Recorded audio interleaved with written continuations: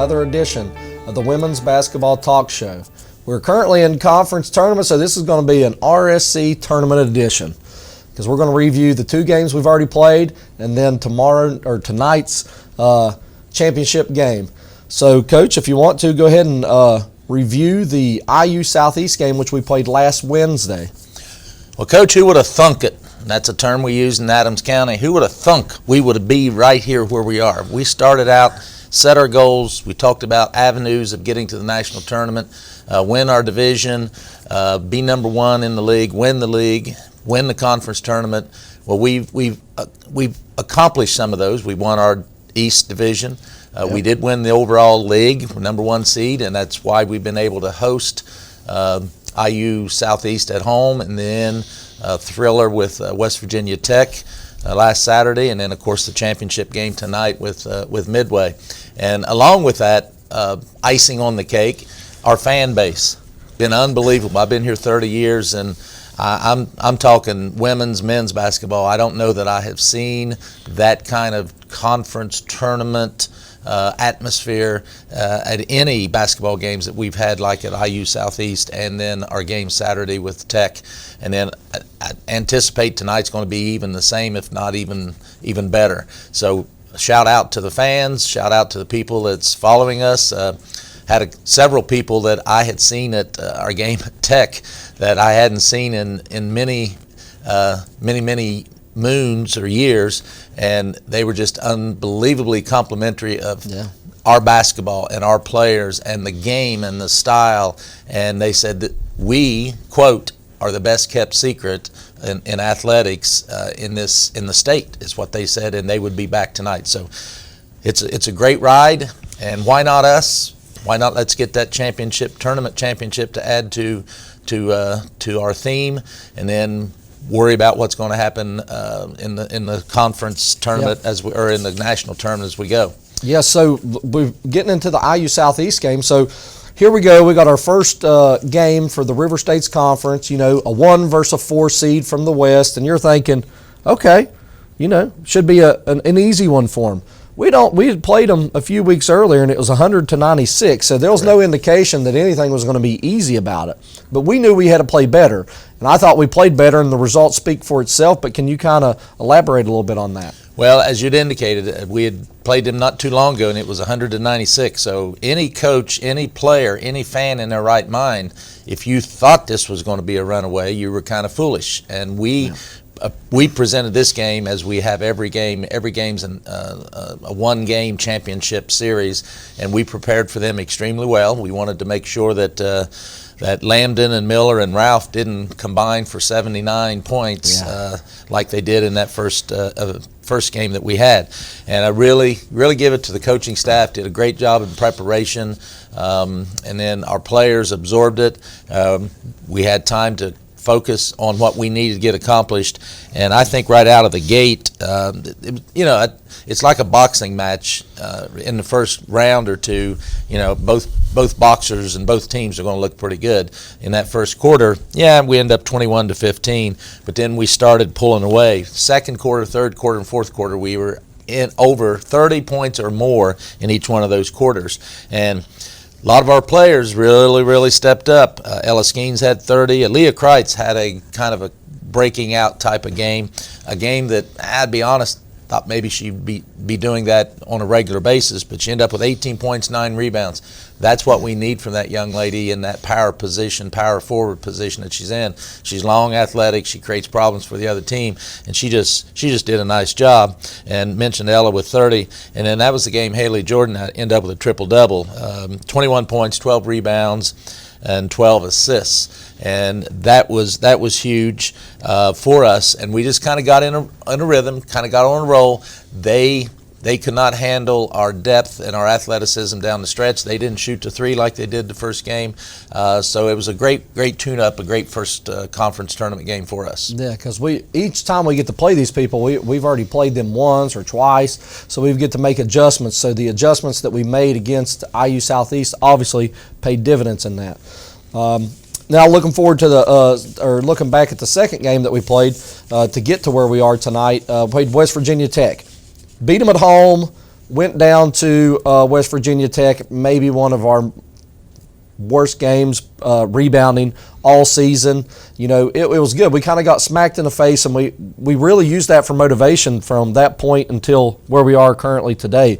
And we knew that we had to out-rebound them, and we made certain adjustments, and we said, you know, here's how it's got to be. And we knew going into it, with the Justice Sisters looking at possibly their last game, ending the dynasty that they had started at West Virginia Tech with all the championships, fifth-year seniors, it wasn't going to be easy, and they sure didn't make it easy, did they? No, they didn't. West Virginia Tech, it's a rivalry for us and has been over the years and over the different coaches that's been there. And Coach Hodge, you come in this year replacing Coach Anna, and he brought in a new system, and I think it took them a minute in our players' terminology, a minute, which is a long time, to get adjusted to each other. And they're playing extremely well right now. You look at their last 4, 5, 6, 7, 8 games. They've just been giving everybody all they can handle, and they've been winning. And we knew that you know, West Virginia Tech was not going to be easy. They spanked us down there. You mentioned the rebounding. Out of our 2 losses, we fell flat on our face in the rebounding statistical category, and West Virginia Tech hurt us down there on rebounding. So we had a lot to play for. Plus, not to mention, West Virginia Tech, the only avenue they had to get to the national tournament would be to win the conference tournament. So they were up. They were at the best. Our fans were up. We even had a Thrilla in Manila, and not too many people understand that terminology. But I thought we were going to have a little ruckus in the stands with Gary Gilliland, one of our favorite vocal fans, and he was kind of getting into it with some of the West Virginia Tech fans. So everything was just a high intense type of game and just a great environment. And they came ready to play, and their number 5, Alanis Hill, who we talked about, she kind of lit us up for 26 points and 10 assists. She was a guard that got it to the glass, and we had some problems with her. And the Justice Twins, they did a nice job, 22 points for Brittany and 17 for Whitney. And then Ball was the other big player that we really had to focus on in the paint. Brianna Ball, she ended up 11 points and 13 rebounds. But our players, I thought, came ready to play. They understood the moment. They understood what was going on. Our guards, Kaylee Darnell and China Chambers, each end up with 17 points. Ella Skeens had another great outing. She was just a little below her average for the last 9 or 10 games, but she ended up with 24 points and 11 rebounds. Harley Antrick coming off the bench, oh my gosh, that young lady, coach, we just got to find that. We got to find that lady some more playing time, and she's earned that right. And going forward, that's going to happen. But she ended up with 8 points and 9 rebounds, and she's just got that knack of being around the ball and getting in there, mixing it up. And she's got a physical game that a lot of people I don't really understand, but she can be physical with people. We end up out-rebounding West Virginia Tech 51-41, which down there they really hurt us on the board, so that's been a focus for ours. And it came down, you got to have a little bit of luck, and my definition of luck is when preparation meets opportunity. And we found ourselves with possession of a missed free throw in the last 20-some seconds. It's a tied ball game, so I elected not to call a timeout because I just wanted to just let the rhythm of the play continue. And we executed, got a great look. Kaylee Darnell, I think one of the purest mid-range jump shooters off the bounce. Got the ball at the elbow off of one of our little play series and just took a nice shot. It just was short. Ella Skeens, who's always active, going to the boards, found herself right place, right time, got the rebound, put it up and in, kind of at the buzzer. So I'm never going to apologize for a game like that. We earned that. The players earned that. The coaches earned that. And that was a great win, and not to mention the celebration afterwards. Yeah, and anytime you can have that with the fan support, I mean, the girls deserve that atmosphere and an environment, and it was just awesome. And as coaches, we'd probably prefer to win by 20, 15. There's no sweating it out at the end of the game. But, to end it like that on your home court with your fans and to get to celebrate with all the people that support you all year, I mean, it was pretty awesome. I even seen Kaylee Darnell's grandma out there at one point. I was concerned. I didn't notice it until about the 16th time I was watching the video, and I'm like, is that Kaylee Darnell's grandma out there? I wasn't concerned for her. I saw her out there too. I kind of took the position, I'm not going to get in that because I knew I would probably have a broken bone, and I stood and watched and just was excited about watching that. And I saw her out there. I was actually more concerned about some of the rugby boys because I think Nana, Kaylee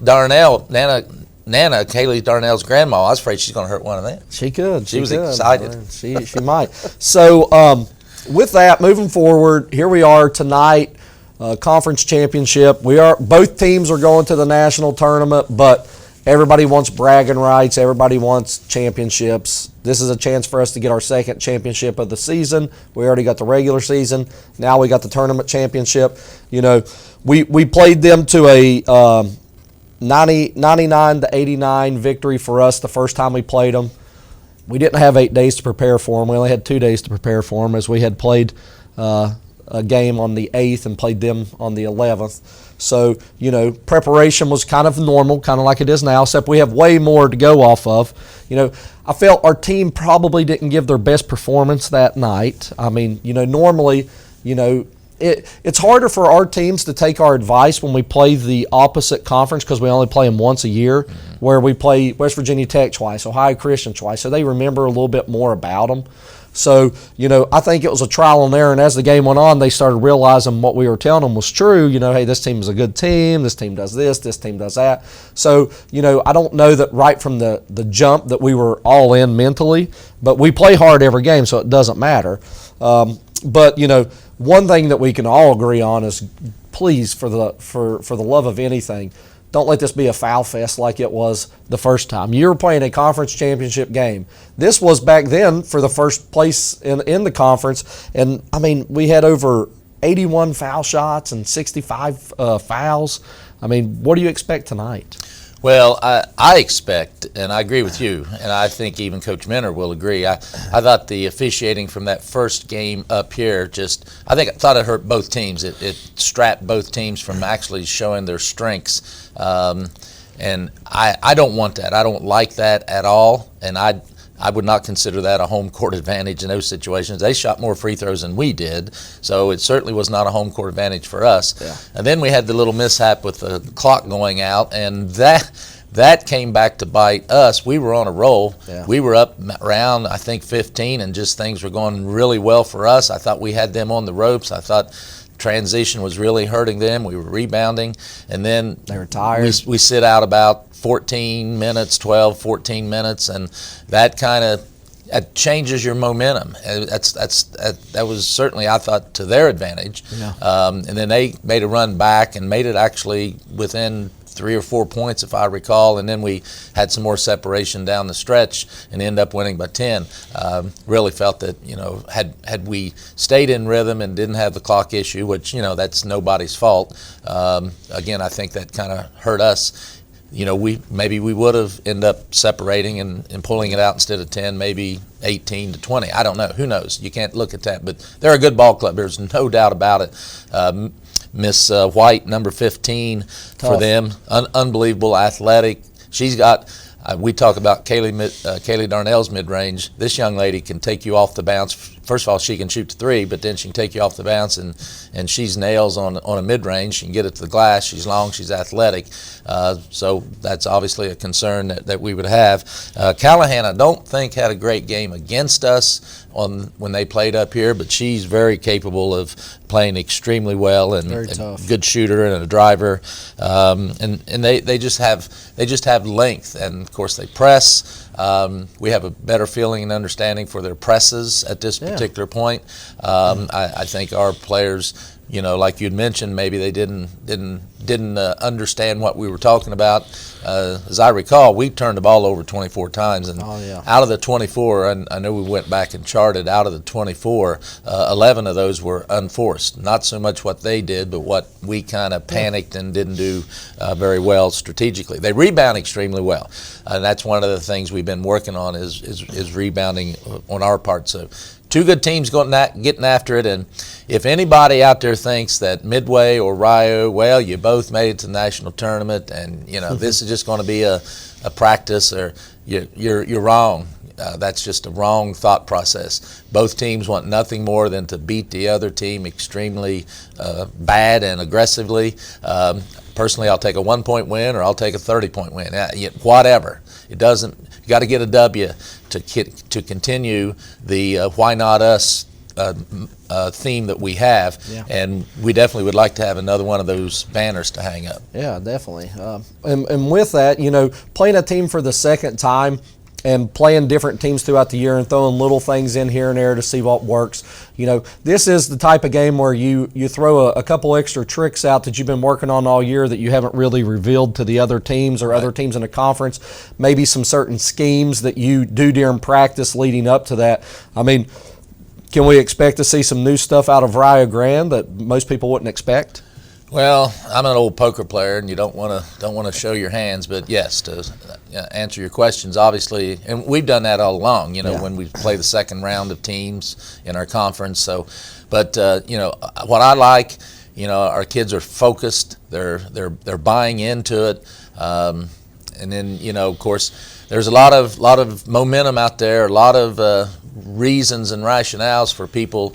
We kind of got a lot of the awards from the awards that came out of all times. Was that yesterday? Which I don't quite understand that, but you know, hats off to all the people and all the players in the league that got first and second team awards. I mean, that's in this league. You know, you got 4 or 5 teams that are just unbelievably strong and balanced. And you know, if you found yourself on the second team or the first team, then you know, pat yourself on the back because you earned that, and that comes from a vote from the coaches, and the head coaches cannot vote for their own players, so that's just across the board simple respect. You know, there are some things I think we need to look at. Newcomer of the year should be transfer people that come in, and we're blessed that Ella Skeens was newcomer of the year, and she is a true newcomer. Newcomers usually coming in are transfer players that, you know, have great experiences and older and that type of thing, and I think that's an awesome award to give. We also should have a freshman of the year or a freshman team, and you look at all the other leagues, and I know you've done some research on that, and so those things, you know, we're blessed that we had I think 2 on the first team and 2 on the second team. I believe there was maybe one other team or that had that same scenario, but that's an honor, and you know, that's could be a distraction. It wasn't given out at the beginning of the year, or at the beginning of the tournament. Who knows how that all plays out, but we're excited about who we are, what we're doing, and got a great game tonight against a very, very great team, and that's why we jump it up, and you know, got to be there. Encourage you, if you're listening to this and you're in the area, come on out and watch, because it's going to be a good basketball game against 2 great teams. I think Coach Minner's done a great job down there in his short tenure at Midway, and you know, it's going to be fun to watch. And Coach, as he said, I think some of our people have decided it's going to be a blackout, so wear your black shirts. If you got black shirts, it could just be a straight black shirt. Doesn't have to have Rio Grande on it. Just black it out. So we're looking forward to what's going to happen at 7 o'clock tonight. Yep, so we play at 7 o'clock tonight. Listen, come, be loud, make signs, do whatever you want. This is going to be one of the most exciting things that these girls will get to experience. We want a great atmosphere. We want the community to come out, support us. If you haven't been to a game yet, this would be a perfect time for your first game. So we'd love to have all of you out. We'll play at 7. We'll have another show before we go to the national tournament to kind of talk about what we have in front of us and maybe a review. And then once that's all over, we'll wrap up the season. So we got 2 more shows. It's been fun. We've enjoyed it. We hope that you've enjoyed a little look into our program, some time with our players, and you know, we're just looking forward to it. Any last words, Coach? Again, appreciate all the support and all the hits and the likes from watching this. And our last show, as Coach said, we'll maybe try to have as many of the players as we can and be less with us 2 knuckleheads and maybe more with the players. But we appreciate it. Want to give a shout out to Mike Thompson for all of his diligence and work behind the scenes here. And you know, we enjoy doing this, believe it or not. I think our players are starting to enjoy it and getting a little more comfortable with talking and in front of the big camera and all the lights and the paparazzi that's sitting in the back, and giving the flash bulbs and all that good stuff. So it's been a good run. Let's finish this bad boy off tonight with a W, and then we'll let you know what's going on after the watch party on Thursday and national tournament, and we're just going to keep this thing running. All right, until next time, come out and support us. Peace out.